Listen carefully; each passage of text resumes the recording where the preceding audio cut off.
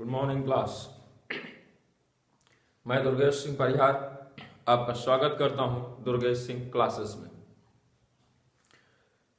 पिछले वीडियो में हम आप देख चुके हैं कि ठोसों में रिक्तिकाएं कितने प्रकार की होती हैं। तो हमने देखा था कि रिक्तिकाएं दो प्रकार की होती हैं, अष्टफलकीय रिक्तियां और चतुष्फलकीय रिक्तियां। आज हम आप देख लेते हैं ठोसों में कमी, क्योंकि संसार का कोई भी पदार्थ आपका 100% शुद्ध नहीं है, उसमें कुछ न कुछ कमियां विद्यमान हैं। तो ठोसों में कितने प्रकार की अपूर्णताएं पाई जाती हैं, कितने प्रकार की कमियां पाई जाती हैं, आज हम इसके बारे में चर्चा करेंगे।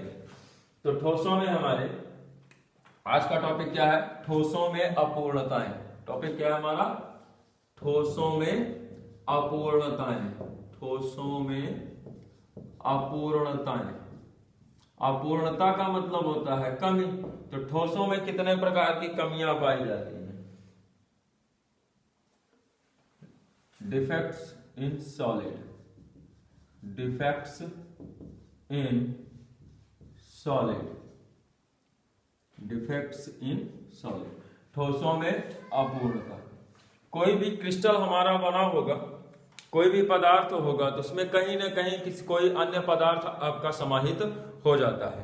तो अगर दूसरा पदार्थ उसमें आ जाता है या उसी में व्यवस्था में कहीं कोई कमी हो जाती है या फिर कोई कण आपका बाहर निकल जाता है या कहीं पे आपका रिक्त स्थान हो जाता है, तो ऐसी कंडीशन में उस ठोस के पर कोई ना कोई प्रभाव क्रिएट हो जाता है, उस ठोस में थोड़ी सी कमी हो जाती है और उसी कमी को हम क्या कह देते हैं?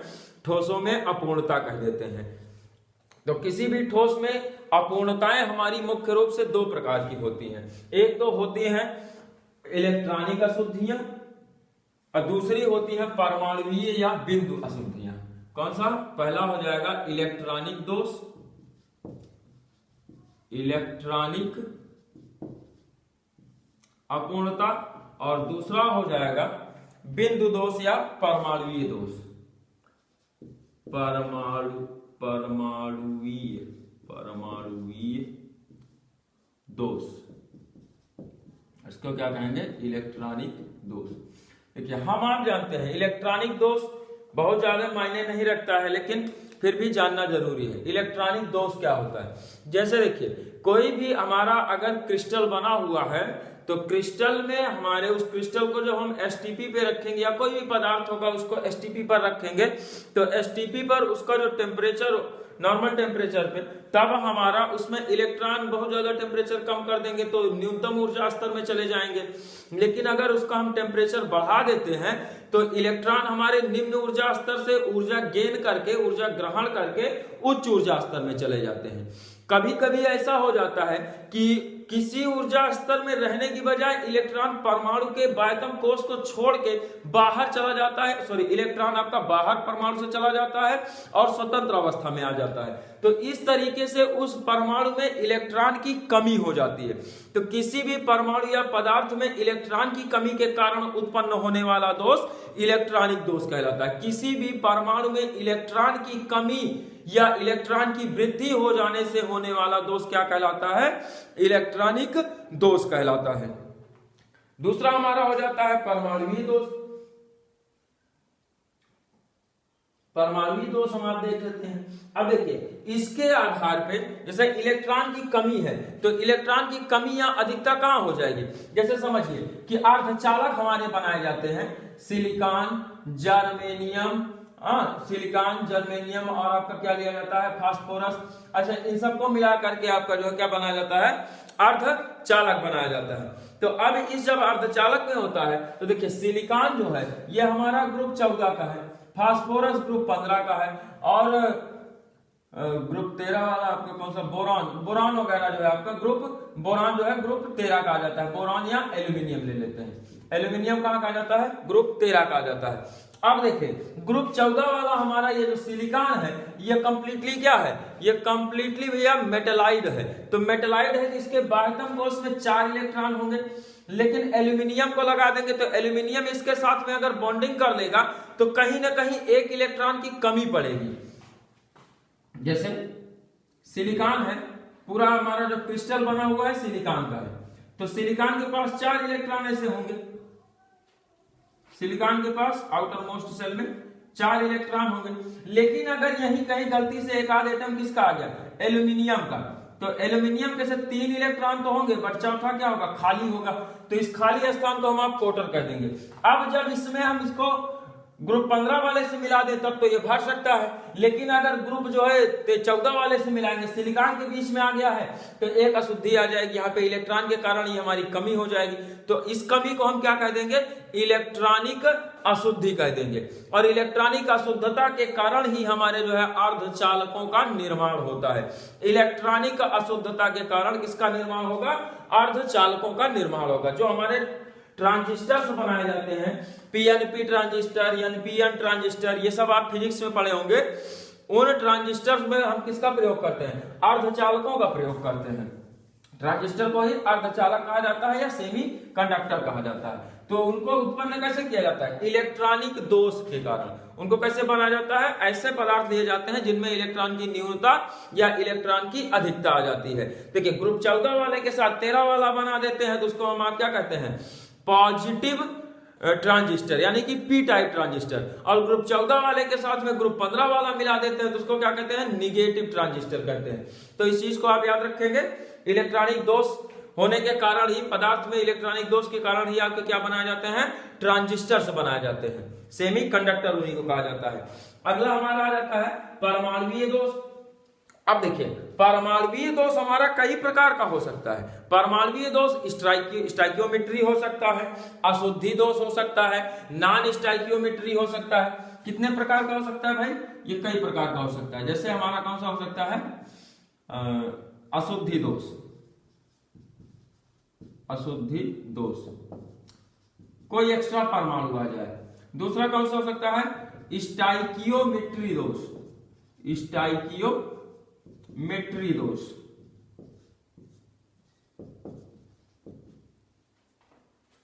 अब स्टाइकियोमेट्री है तो नॉन स्टाइकियोमेट्री भी हो सकता है।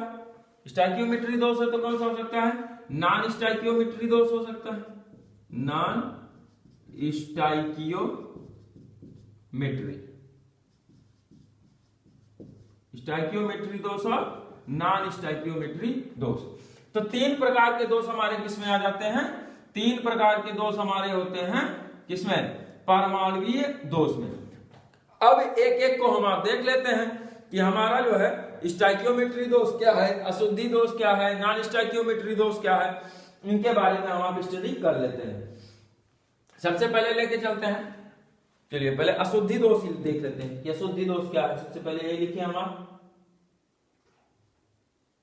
अशुद्धि कब हो जाएगा, मान लीजिए किसी कोई पदार्थ है हमारा और उस पदार्थ में कोई दूसरा आ जाए, उस पदार्थ में कोई अन्य प्रकार का पदार्थ आकर के मिल जाए, तो उसको हम आप क्या कह देंगे, उसको कह दिया जाएगा अशुद्धि दोष।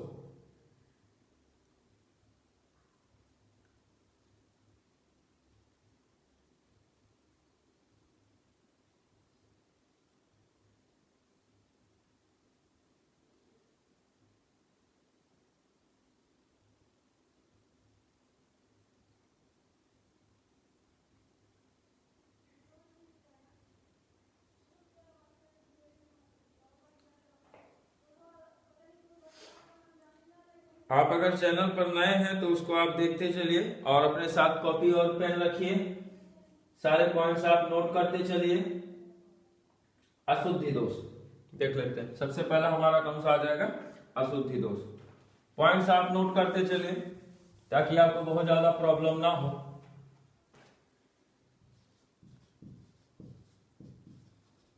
अशुद्धि दोष, अशुद्धि दोष क्या है, जैसे मान लीजिए कि कोई क्रिस्टल है हमारा, उस क्रिस्टल में थोड़ा बहुत खाली स्थान बचा हुआ है या नहीं भी बचा है, तो उससे हम कोई परमाणु निकाल करके किसी अन्य प्रकार का परमाणु उसमें प्रविष्ट करा दें, तो ये उसमें क्या हो जाएगी, अशुद्धि हो जाएगी। एक प्रकार के परमाणु में कोई एक धातु है हमारा, उसमें से एक उसको निकाल लें उस धातु के परमाणु को और उसकी जगह पे दूसरा धातु का परमाणु डाल दें, तो हम उसको क्या कह देंगे, अशुद्धि दोष कह देंगे। जब किसी परमाणु में एक विशेष प्रकार के परमाणु में अन्य प्रकार के परमाणु प्रविष्ट कर जाते हैं, तो उसे हम क्या कहते हैं, अशुद्धि दोष कहते हैं। किस प्रकार का दोष कहेंगे, अशुद्धि दोष कहेंगे। यह सामान्यतः किसमें उत्पन्न होता है, आयनिक यौगिकों में। किसमें उत्पन्न होगा? आयनिक यौगिकों में। आयनिक यौगिक किसको कहेंगे? ऐसे यौगिक जिनमें स्थिर वैद्युत आकर्षण बल द्वारा, परमाणु किससे जुड़े होते हैं? परमाणु नहीं, आयन। आयन किससे जुड़े होते हैं? स्थिर वैद्युत आकर्षण बल द्वारा जुड़े होते हैं, उसको हम क्या कह देते हैं? आयनिक यौगिक। किनमें उत्पन्न होता है ये हमारा दोस्त? ज्यादातर अशुद्धि दोष आयनिक यौगिकों में। अब देखिए, इनमें कुछ अशुद्धि, आयनिक ठोस जो होते हैं इनमें अशुद्धि मिला दी जाती है। क्या मिला दी जाती है? अशुद्धि मिलाकर विद्युत चालकता बढ़ाई जाती है। विद्युत चालकता बढ़ाई जाती है, विद्युत चालकता बढ़ाई जाती है। जैसे अभी आपको एग्जांपल बताया ट्रांजिस्टर का, सेमीकंडक्टर का। ग्रुप 14 वाला ले लीजिए, ग्रुप 14 के साथ में आप क्या मिला दीजिए? ग्रुप 13 का कोई एलिमेंट मिला दीजिए, या फिर आप जो है ग्रुप 15 का कोई एलिमेंट मिला दीजिए, तो उसमें क्या हो जाएगा? अशुद्धता आ जाएगी। चारों तरफ हमारे, जैसे देखिए सिलिकॉन हम ले लेते हैं, तो सिलिकॉन के 4 इलेक्ट्रॉन हो गए, सिलिकॉन के 4 इलेक्ट्रॉन हो गए। ऐसे दिखा देते हैं इलेक्ट्रॉनों को आउटर मोस्ट सेल में, पूरा का पूरा गड़बड़ हो जाएगा भाई। ऐसे देखिए, ये चारों तरफ सिलिकॉन के इलेक्ट्रॉन है, तो एक सिलिकॉन के चारों तरफ 4 इलेक्ट्रॉन हमारे होंगे ऐसे। लेकिन अभी इसकी चालकता कुछ कम होगी, चालकता कम होगी। लेकिन अगर इसी में हम क्या करें? ग्रुप 15 वाला कोई मिला दें, ग्रुप 15 वाला, तो ग्रुप 15 का चलिए फास्फोरस ले लेते हैं, या फिर जो है जर्मेनियम मिला सकते हैं, जर्मेनियम रख देते हैं इसकी जगह पे। क्या मिला देते हैं? जर्मेनियम। तो अगर जर्मेनियम मिला देंगे तो जर्मेनियम के पास 4 इलेक्ट्रॉन तो यह ही है, उसके साथ साथ क्या हो जाएगा? 1 इलेक्ट्रॉन इसके पास एक्स्ट्रा है, 1 इलेक्ट्रॉन एक्स्ट्रा, तो 5 इलेक्ट्रॉन हो जाएगा।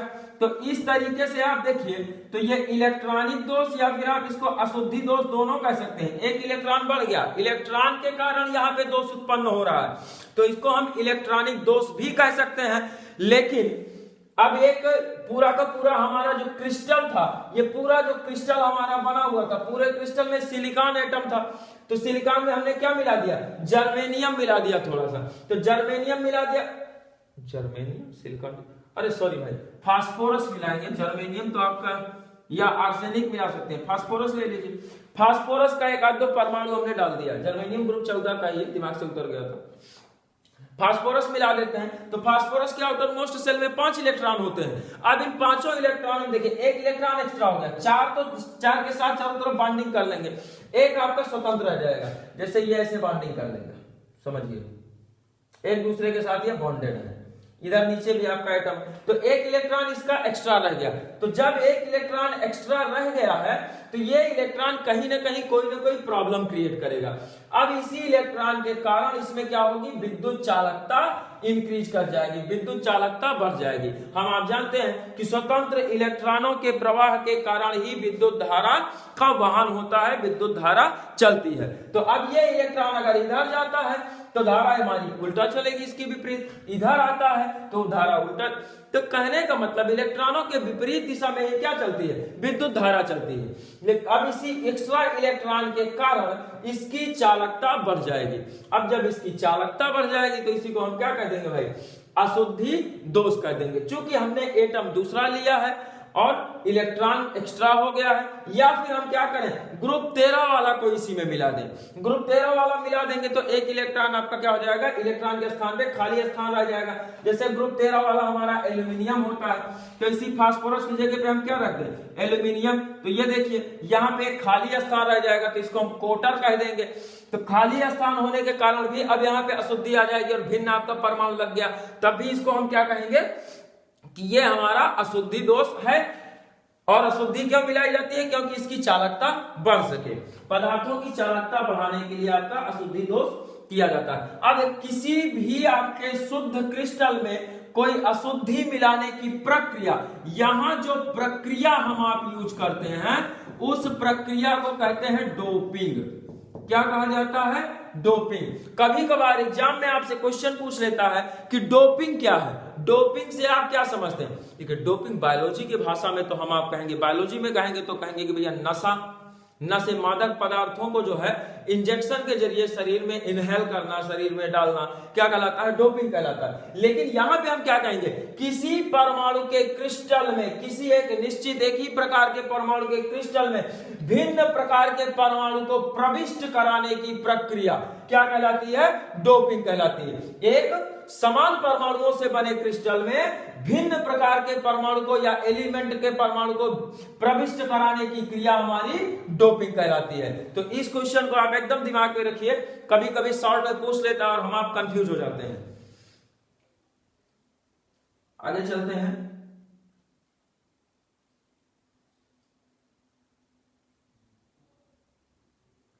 दूसरा देख लेते हैं। दूसरा हमारा कौन सा है? दूसरा हमारा हो जाता है स्टाइकियोमेट्री दोष। कौन सा दोष? स्टाइकियोमेट्री दोष। स्टाइकियोमेट्री क्या है? छोटे छोटे पॉइंट से प्रॉब्लम हो जाता है। स्टाइकियोमेट्री क्या है? स्टाइकियोमेट्री, स्टाइकियोमेट्री दोष, स्टाइकियोमेट्री दोष। स्टाइकियोमेट्री समझना बहुत ही आसान है। देखिए स्टाइकियोमेट्री ये है कि जैसे आपका कोई पदार्थ है, कोई आपका क्रिस्टल जो है बना हुआ है,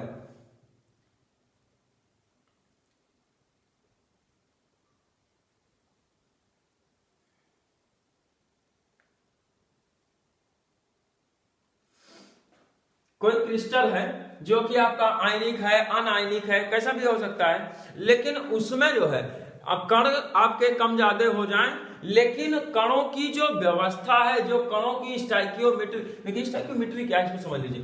जैसे NaCl है, हम आप क्या ले लें? NaCl, Na हो गया, Cl हो गया, दोनों एक दूसरे से जुड़े हुए हैं। क्योंकि एग्जाम्पल लेके नहीं चलेंगे तो हम आप इसको समझ नहीं पाएंगे।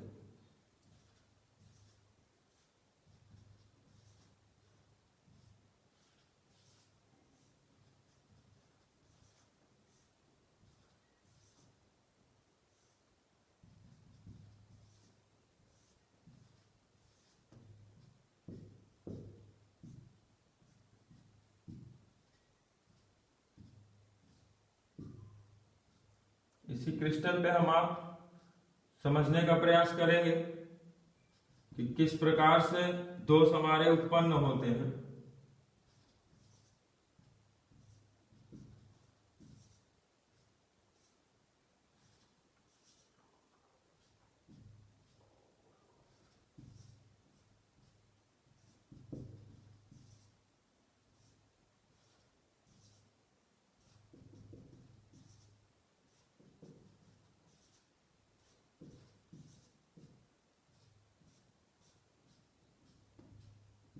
देखिए ये हमारा एक कंप्लीट NaCl का क्रिस्टल है। तो यहां जो धनायनों और ऋणायनों की व्यवस्था है, क्योंकि आपको पता है कि इस क्रिस्टल में Na किस रूप में होगा? प्लस फॉर्म में होगा, और Cl किस फॉर्म में होगा? माइनस फॉर्म में होगा। तो हर क्रिस्टल में NaCl के क्रिस्टल में Na प्लस Cl और Cl आपका क्या होगा? माइनस होगा। तो ऐसे फॉर्म में यही जो हमको व्यवस्था दिख रही है कणों की, इसी व्यवस्था को हम क्या कहेंगे? इसी व्यवस्था को हम आप कह देते हैं स्टाइकियोमेट्री। किसी भी क्रिस्टल में परमाणुओं, अणुओं या आयनों की व्यवस्था उसकी स्टाइकियोमेट्री कहलाती है। कणों की ये जो व्यवस्था है, इसी व्यवस्था को हम क्या कह देंगे? स्टाइकियोमेट्री।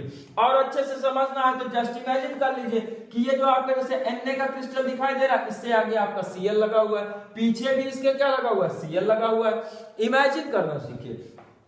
आगे Cl, फिर उसके आगे Na, फिर Cl, फिर Na, इसी तरीके से क्रमशः आपके NaCl आगे भी आपके लगते चले आए हैं। तो एक Na के हर दिशा में देखेंगे तो हमको Cl दिखाई देगा, और एक Cl के हर दिशा में देखेंगे तो क्या दिखाई देगा? Na दिखाई देगा। तो ऐसी कंडीशन में अब स्टाइकियोमेट्री आपकी समझ में आ गया होगा। स्टाइकियोमेट्री दोष क्या है?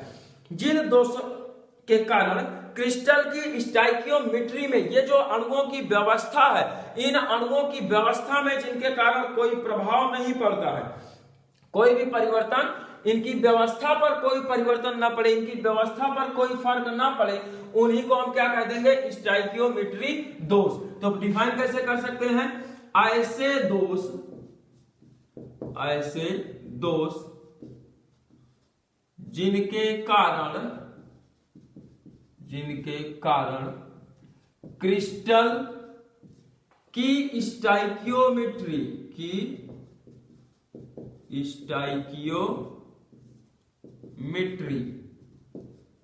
पर कोई प्रभाव नहीं पड़ता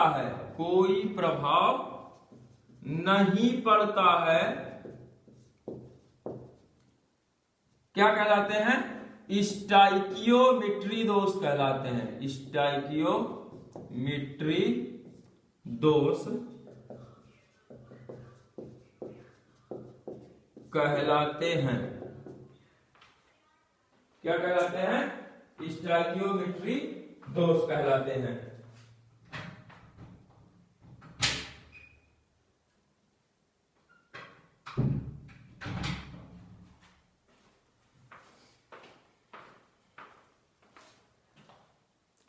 डिफिनेशन समझ में आ गई होगी आपके।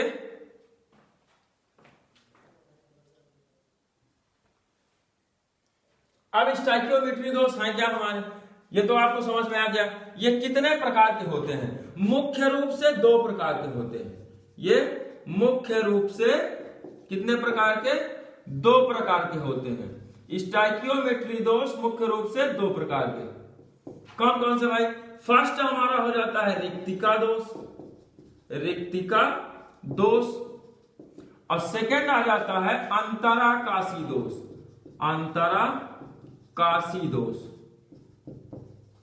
कौन कौन सा? रिक्तिका दोष और अंतराकाशी दोष। अब इसी क्रिस्टल में हम आप इन दोनों को समझने का प्रयास करेंगे। रिक्तिका दोष और अंतराकाशी दोष क्या है? देखिए, रिक्तिका कोष जो हमारा है, रिक्तिका दोष में होता यह है कि अगर पूरे के पूरे क्रिस्टल से जैसे ये NaCl का क्रिस्टल है, अगर हम क्या कर रहे हैं, एक जगह से इसमें से Cl को गायब कर दें, क्या करें? Cl को गायब कर दें, तो इसी क्रिस्टल से हमारा क्या हो जाए भाई? दूसरी जगह से Na भी गायब हो जाए। तो इस तरीके से आपको ये 2 पॉइंट ऐसे दिख रहे होंगे जो कि खाली स्थान ब्लैंक के रूप में दिख रहे हैं। तो इस ब्लैंक को हम क्या कह देंगे? रिक्तिका, खाली स्थान कह देंगे। तो जब ये खाली स्थान है तो इस प्रकार, अब इससे देखिए, क्या हमारी कणों की व्यवस्था पे कोई प्रभाव पड़ा है? कोई प्रभाव नहीं पड़ा। इसकी चालकता पर कोई प्रभाव पड़ा है? चालकता पर कोई प्रभाव नहीं पड़ा है। तो ना तो इसकी हमारे अणुओं की व्यवस्था प्रभावित हुई है और ना ही जो है इसकी चालकता पर, ना ही इसके गुण पर किसी भी प्रकार का प्रभाव पड़ा है। बशर्ते हुआ यह है कि यहां से आपका एक धनायन और एक ऋणायन दोनों अपना अपना स्थान छोड़ करके निकल चुके हैं, और जब दोनों स्थान अपना छोड़ के निकल गए और उनकी जगह पे खाली स्थान रह गया, तो इस प्रकार के दोष को हम क्या कहते हैं? रिक्तिका दोष कह देते हैं। तो हम इसको डिफाइन कैसे करेंगे? जब किसी क्रिस्टल से कोई एक आयन या एक धनायन और एक ऋणायन और एक धनायन अपना स्थान छोड़कर क्रिस्टल से बाहर चले जाते हैं। कहां चले जाते हैं? क्रिस्टल से बाहर चले जाते हैं। तो इस दोष को हम क्या कह देते हैं? रिक्तिका दोष कह देते हैं। जब किसी क्रिस्टल से धनायन या ऋणायन अपना स्थान छोड़कर, धनायन और ऋणायन दोनों अपना स्थान छोड़कर क्रिस्टल के बाहर चले जाते हैं और क्रिस्टल में उनका स्थान रिक्त रह जाता है, तो इस प्रकार के दोष को रिक्तिका दोष कहा जाता है। डिफाइन कर लेंगे अपने आप, समझने का प्रयास कीजिए, और अगर नहीं समझ में आ रहा तो आप धीरे धीरे उसको लिखने का प्रयास कीजिए।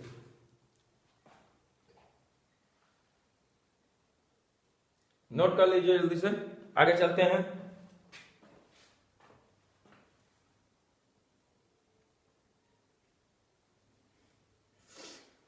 सेकंड की चर्चा कर लेते हैं, अंतराकाशी दोष। ये क्या है भाई? पहले अंतराकाश समझ लेते हैं, उसके बाद अंतराकाशी दोष समझ लेते हैं। जैसे अब इस क्रिस्टल को पूरा कर सकते हैं, Cl और यहाँ पे M। देखिए, यहां ये जो आपको खाली ये चारों तरफ आपके अवयवी कण लगे हुए हैं, लेकिन इन अवयवी कणों के बीच में क्या है? खाली स्थान। ये जो स्पेस आपको दिख रहा है, ये बीच वाला खाली स्थान, इसको हम क्या कह देंगे, अंतराकाश कह देंगे। किसी भी क्रिस्टल में अवयवी कणों के बीच में जो बचा हुआ खाली स्थान होता है उसी को हम क्या कह देते हैं, अंतराकाश कह देते हैं। क्या कह देंगे, अंतराकाश कह देंगे। तो अंतराकाश, अगर इनमें से कोई हमारा परमाणु, कोई भी आयन निकल करके अपना स्थान छोड़ करके कहां आ जाए, अंतराकाश में आ जाए। कहां से, अपना स्थान छोड़ के, जैसे यहां से ये अपना स्थान छोड़ दे और क्या हो भाई, यहां आ जाए, अपना स्थान छोड़ करके यहां पे आ जाए, तो इस दोष को हम क्या कह देंगे, अंतराकाशी दोष। जब को क्रिस्टल में उपस्थित कोई परमाणु, अणु या आयन अपना स्थान छोड़कर क्रिस्टल के अंतराकाश में आ जाता है तो इस दोष को या इस प्रकार से उत्पन्न दोष को हम अंतराकाशी दोष कहते हैं। जब कोई परमाणु, अणु या आयन अपने क्रिस्टल को छोड़ करके या क्रिस्टल में अपने स्थान को छोड़ करके कहीं अन्य या अंतराकाश में चला जाता है तो इस दोष को हम क्या कह देते हैं, अंतराकाशी दोष कह देते हैं। क्या कहेंगे, अंतराकाशी दोष।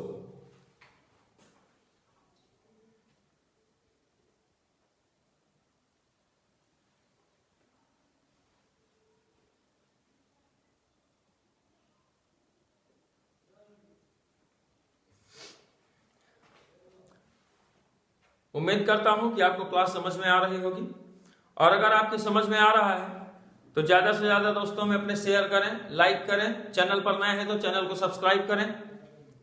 धन्यवाद।